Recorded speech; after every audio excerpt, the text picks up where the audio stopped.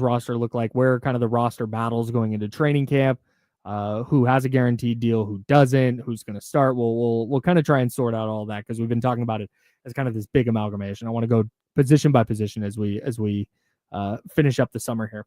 But the Kings finished up their summer league action yesterday, an 83-78 loss to the Charlotte Hornets in the NBA Vegas Summer League final. Who was the number one winner? We'll talk about several guys here, but who won? Who was the number one on the podium in Summer League? For the Kings? For the Kings. I think it's Neek. Even though his final 2 games, I don't think were great, I still think that he walks out of Summer League with everyone thinking that they found a rotational player. And maybe a future starter, but that doesn't matter for today. What matters for today is that dude's going to play. Yes. He's going to get an opportunity. That would be my number one.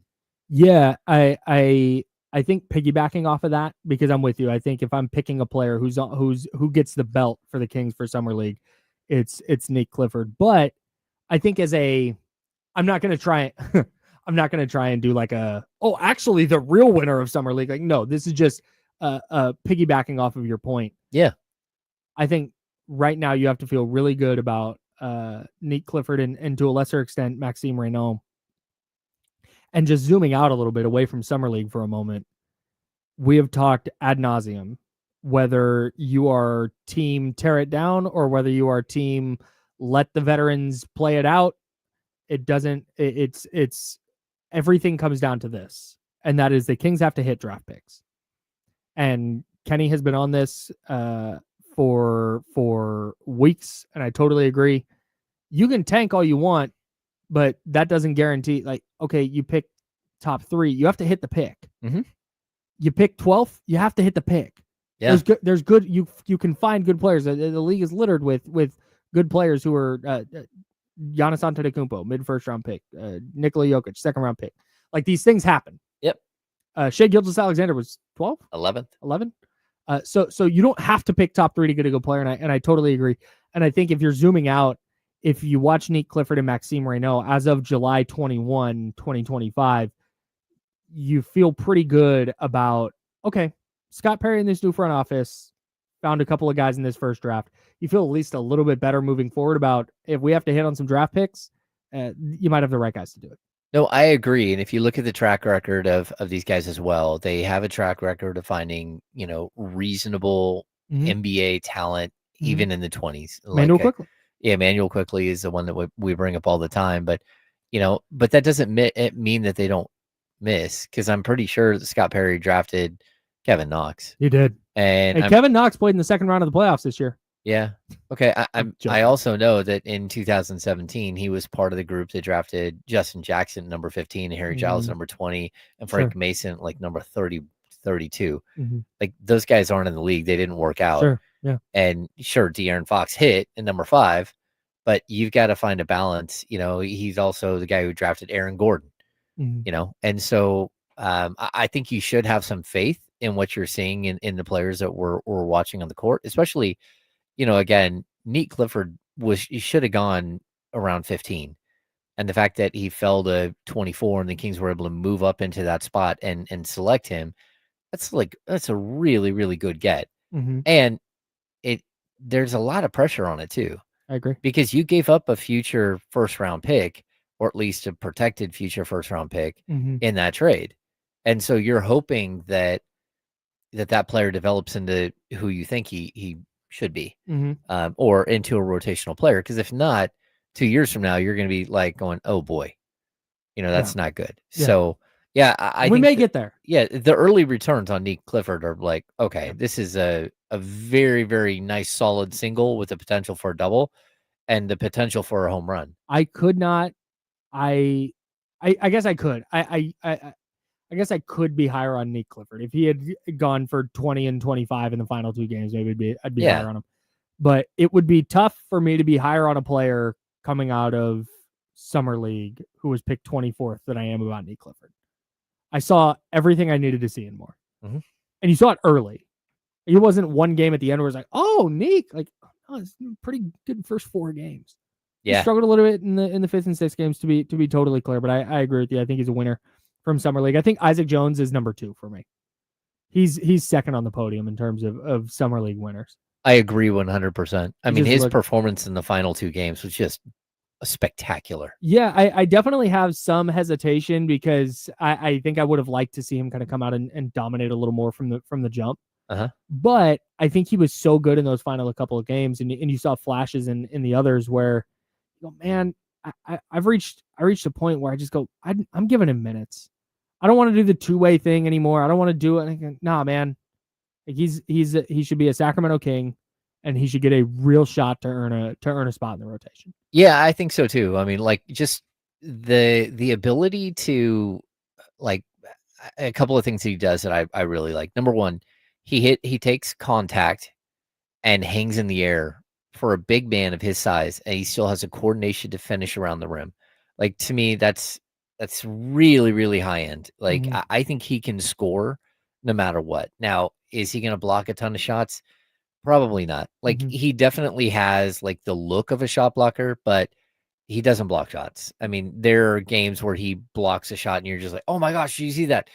His timing just isn't as a natural shot blocker. The 3-point shot starting to develop, but his 3 in the game last night, just money and a huge situation with the Kings down 78-74, and he drilled like an elbow 3, and you're just like, okay, like, if we've been counting on him to hit a corner 3, and if you can hit the corner 3, that can help space the floor, right? But if you can start shooting it from around the arc, and you have the confidence to do it, it just adds another element, especially if you get him in a pick and roll. For sure. So I like him. He needs to develop. He needs to get stronger. We're seeing him get stronger. They clearly have been bulking him up to play the power forward position. You also can see that they've been working with him a lot as far as his physique. Sure. So much that you saw where they've been doing cupping on him all over his shoulders and stuff, because he's hurting, because he's working hard. And so I'm intrigued to see what he looks like, what his sort of the finished product is. And I don't care about his age. I got to be honest. He's an undrafted pick. He's an undrafted player. So you're looking at him like, okay, like a late bloomer, that's fine. Will he play 10 years in the league? I don't know.